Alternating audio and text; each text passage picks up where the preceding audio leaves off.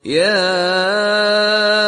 أيها الذين آمنوا الحمد اجتنبوا لله نحمده ونستعينه ونستغفره ونتوب إليه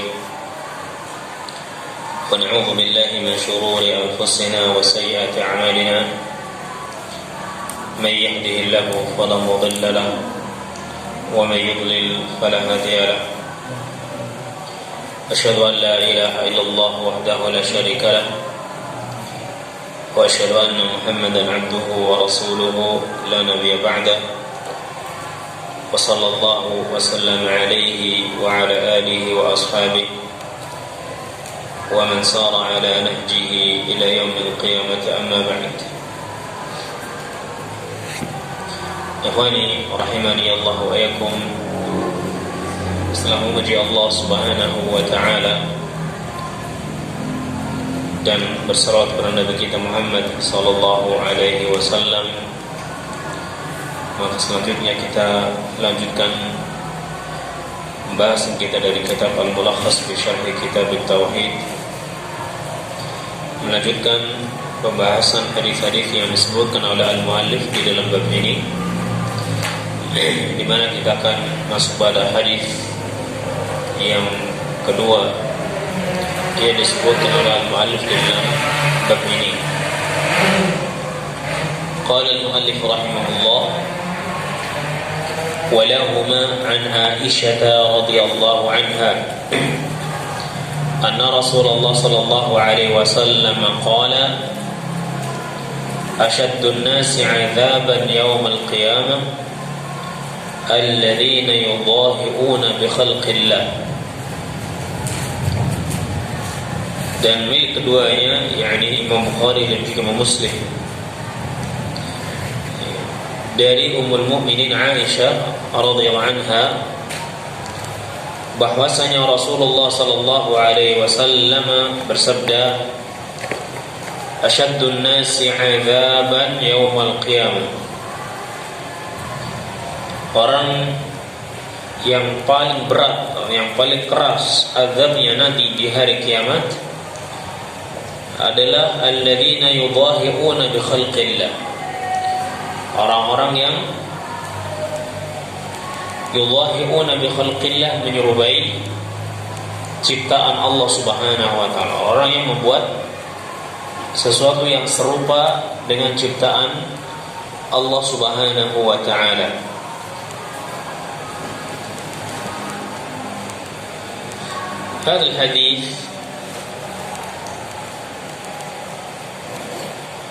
Hadis ini diriwayatkan oleh Imam Bukhari di dalam sahihnya, nomor hadis yang ke-2479, dan Imam Muslim meriwayatkan hadis ini di dalam sahihnya juga pada nomor hadis yang ke-2107. Kita lanjutkan. Dan Imam Bukhari juga serta Imam Muslim masih meriwayatkan, dan kali ini dari sahabat Abdullah bin Abbas radhiyallahu anhu. Ya, dari sahabat Abdullah bin Abbas radhiyallahu anhu, bahwasanya saya mendengar Rasulullah sallallahu alaihi wasallam sabda: "Kullu musawwirin fin nar yuj'alu lahu bi kulli suratin sawwaraha nafsun yu'adzibu biha atau yu'adzabu biha fi jahannam." Semua orang yang membuat gambar itu akan di neraka nanti. Semua orang yang membuat gambar, ini maksudnya gambar yang memiliki ruh, ya, dari makhluk yang memiliki ruh, maka gambar tersebut yang pernah dia gambar nanti di hari kiamat itu akan dihadirkan semuanya dan dimasukkan ruh ke dalam gambar tadi, ya, sehingga karenanya dia itu diazab oleh Allah Subhanahu wa taala di neraka Jahannam. yu'adzabu biha fi jahannam, dia diazab karenanya di neraka jahannam. Ya. Nah, semua orang yang mereka membuat gambar makhluk yang bernyawa, maka apa yang dia gambar tadi nanti akan didatangkan oleh Allah Subhanahu wa taala pada hari kiamat, kemudian dikasih ruh oleh Allah ya Subhanahu wa taala, yuj'alu lahu bi kulli suratin sawwaraha nafsun, dijadikan ruh ya untuk setiap gambar yang telah dia gambar, kemudian karenanya dia diazab oleh Allah Subhanahu wa taala. Ya. Ini menunjukkan bahwasanya gambar-gambar ini menyebabkan orang tersebut akan diazab di yaumul qiyamah, dan ini menunjukkan bahwasanya membuat gambar ya makhluk bernyawa itu termasuk dosa besar.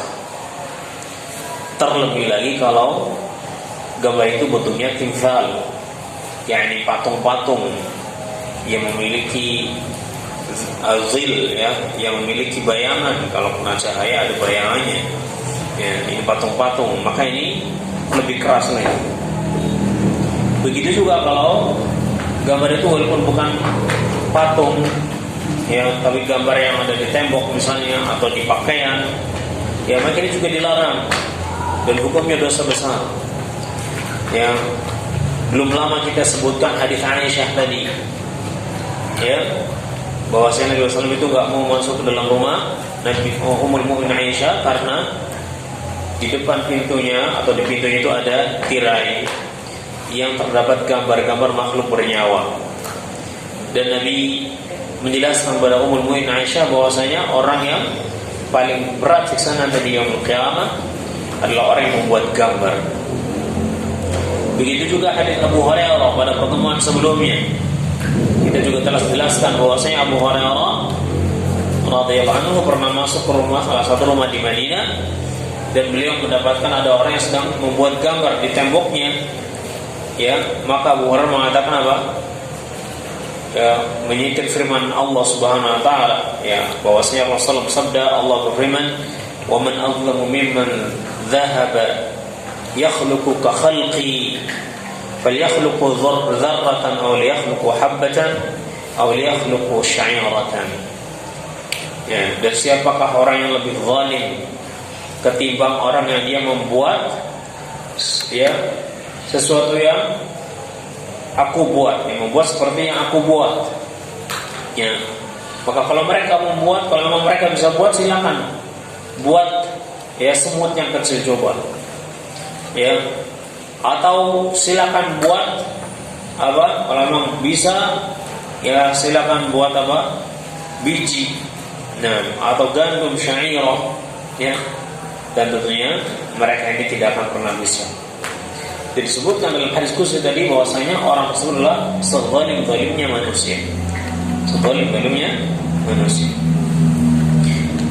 Ya, begitu juga terdapat dalam riwayat At-Tayalisi dari hadis Usamah radhiyallahu anhu bahwasanya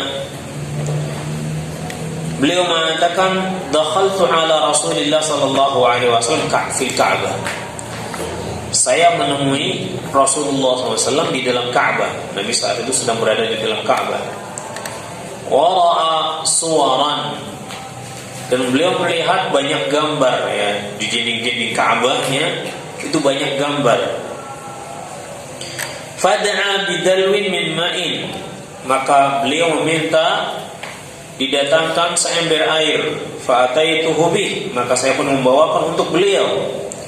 Faja'ala yamhuha, kemudian beliau pun menghapus gambar-gambar yang ada di dinding-dinding Ka'bah tadi. Wa yaqulu qatalallahu qauman yusawwiruna ma la yakhluqun. Ya, semoga Allah membinasakan suatu kaum yang mereka membuat gambar-gambar sesuatu yang mereka tidak bisa menciptakannya. Membuat gambar-gambar makhluk yang bernyawa tapi mereka sendiri tidak bisa menghidupkannya. Ya. Nah, qala al-Hafidz rahimahullah berkata Al-Hafidz Ibnu Hajar, isnaduhu jayyid, sanad ya hadis ini jayyid, sanadnya jayyid. Hadis ini menunjukkan bahwasanya semua bentuk gambar, baik itu yang memiliki zil, yang memiliki bayangan ya seperti patung-patung, timsal ya, atau gambar-gambar yang tidak memiliki bayangan ya, seperti gambar yang dibuat di tembok atau di baju ya dari makhluk-makhluk yang bernyawa, maka ini semua hukumnya adalah haram ya. Gambar-gambar yang dibuat oleh tangan ya, yang dibuat oleh tangan, yang dilukis ya dengan tangannya, maka ini hukumnya terlarang ya, dan haram, termasuk dosa besar, karena terdapat ancaman ya dari syariat ini bagi orang yang melakukan perbuatan tersebut. Ada suatu hadis yang menyebutkan bahwasanya Nabi SAW melarang membuat gambar. Kemudian beliau mengatakan illa raqman fi thawbin, illa raqam fi thawb ya, kecuali gambar yang ada di baju. Nah, ini ada riwayat yang menyatakan seperti ini ya. Lalu bagaimana kita menggabungkan riwayat ini dengan riwayat-riwayat yang lainnya ya? Karena riwayat-riwayat sebelumnya menyebutkan bahwasanya membuat gambar itu haram ya, gambar makhluk yang bernyawa itu haram, baik itu yang dipahat maupun yang tidak dipahat, baik yang memiliki bayangan ataupun yang tidak memiliki bayangan ya. Tapi hadis ini datang dan memberikan pengecualian illa raqman fi thawbin, kecuali gambar yang ada di baju. Bagaimana kita menyikapi dua hadis yang zahirnya itu bertentangan ya? Nah, maka kaidahnya ikhwani wa akhwati rahimani Allah wa yakum, bahwasanya hadis ini termasuk hadis yang maknanya masih mutasyabih ya, maknanya masih syabih, belum jelas yang dimaksud ya dalam hadis ini. Apakah memang gambar secara mutlak, baik itu gambar yang bernyawa, dan perkaranya dijelaskan bahwa gambar-gambar tadi itu haram ya, gambar-gambar dari makhluk yang bernyawa itu haram, baik yang dipahat maupun yang tidak dipahat.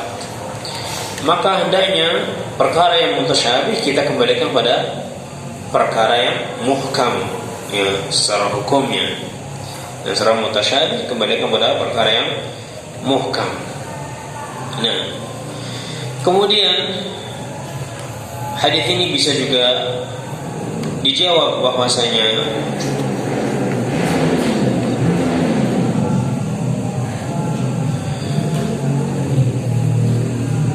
yang dikecualikan oleh Rasulullah SAW ya, apabila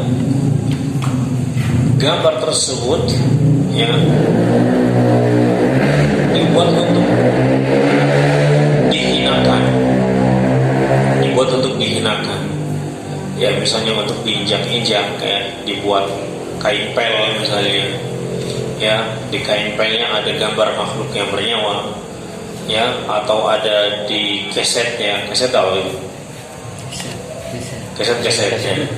Nah, ada makhluk bernyawanya, maka ini termasuk sesuatu yang menjadi rukhsah ya, diberikan keringanan karena gambar ini gambar untuk dihinakan. Nah, ya, ini hadisnya sahih, soalnya hadisnya dalam sahihain. Nabi Muhammad mengatakan la tadkhulul malaikatu baitan fihi kalbun wala surah illa raqman fi thawb.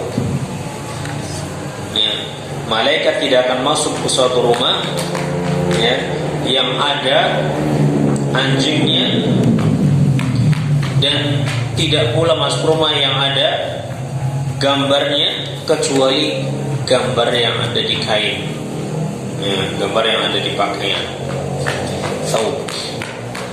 Nah,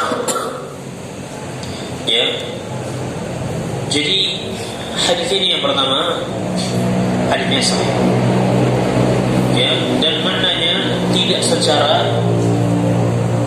jelas menjelaskan, ya, tidak secara jelas akan bolehnya membuat gambar, karena ini bertentangan dengan hadis-hadis yang lainnya. Ya, hadis ini hanya memberikan keringanan kalau gambar itu ada di pakaian, dan gambar yang dimaksud dengan rakam itu apa di sini?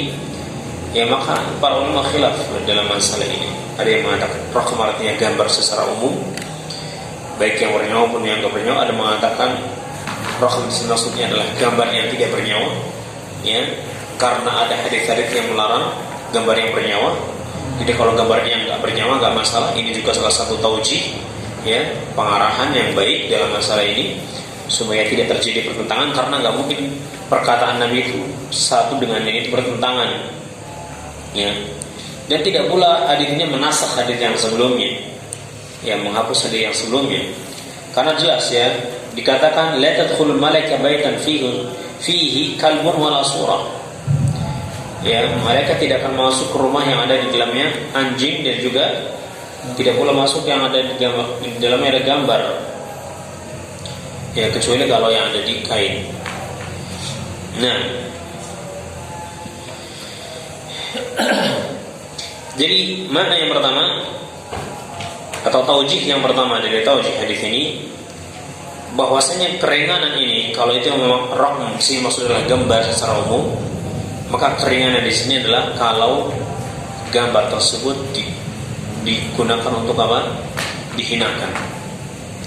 Karena setelah Nabi SAW tidak mau masuk rumah Aisyah karena ada gambar dari tadi yang ada di tirainya, maka Ummul Mukminin Aisyah itu langsung mengganti tirainya. Beliau buat tirainya ini untuk menjadi apa?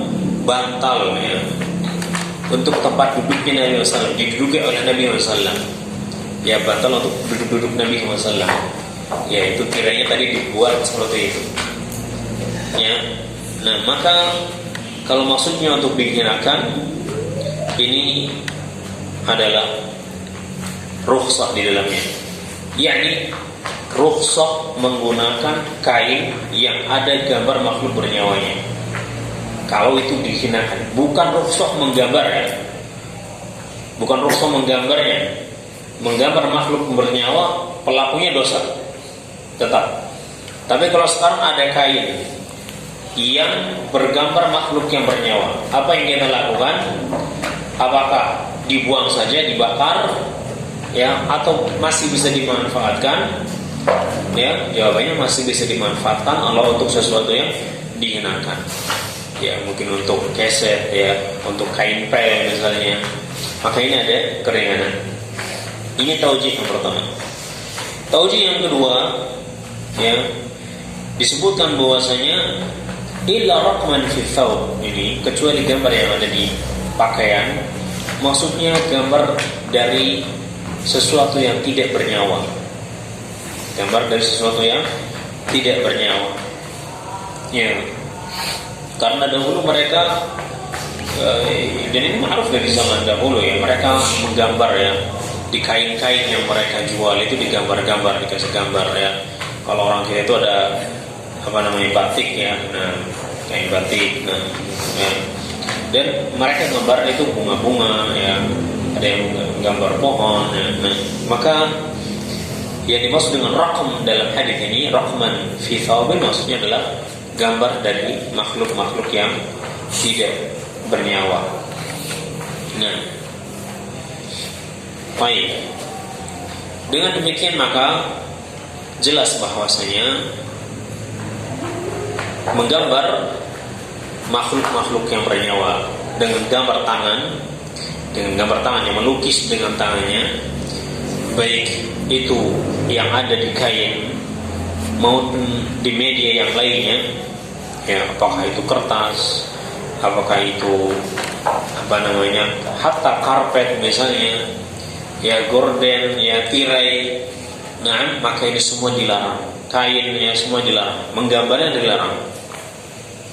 Nah, ya, dan hadisnya sangat jelas. Hadis Abu Hurairah menjelaskan masalah ini, hadis Aisyah, hadis Abdullah bin Abbas, dan semuanya ada dalam Sahihain, Sahih Bukhari dan juga Sahih Muslim.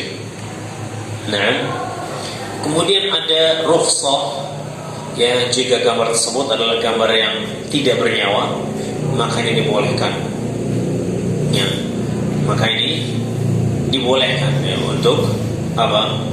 Membuat gambar dari makhluk yang tidak bernyawa. Nah, kemudian hadis Abdullah bin Abbas ini juga menjelaskan tentang ancaman yang keras bagi orang-orang yang apa? Membuat gambar dari makhluk yang bernyawa. Baik, lalu bagaimana dengan keadaan saat ini, yaitu gambar-gambar yang dihasilkan dari fotografi dengan alat, ya. Nah, ya, dengan handphone kita misalnya menggambar, ya, moto, ya, difoto, kemudian foto tersebut dicap ke baju misalnya, ya, atau dicetak fotonya, ya. Apakah ini juga terlarang? Karena ini apakah ini termasuk gambar yang terlarang dalam hadis, ya, atau ini tidak termasuk, ya? Maka kita dapatkan para ulama berbeda pendapat, ya. Nah, ada yang mengatakan ini termasuk, ya, sesuatu yang dilarang dalam hadis-hadis tadi, dan ada pula yang mengatakan ini tidak termasuk, seperti Syekh Shalih Al-Utsaimin misalnya. Beliau menyatakan bahwasanya gambar-gambar fotografi ini bukan termasuk, ya, gambar-gambar yang dilarang, ya, karena ini bukan menggambar dengan tangan kita. Ini hanyalah alat, ya, yang dia mengambil gambar ciptaan Allah Subhanahu wa taala kemudian dipindahkan di media. Tidak, hakikatnya yang membuat tadi bukan dia, ya, yang membuat tadi bukan dia. Ini adalah ciptaan Allah Subhanahu wa taala yang kemudian dipindahkan, ya, ke media, ya, dengan alat tadi, dengan mesin tadi.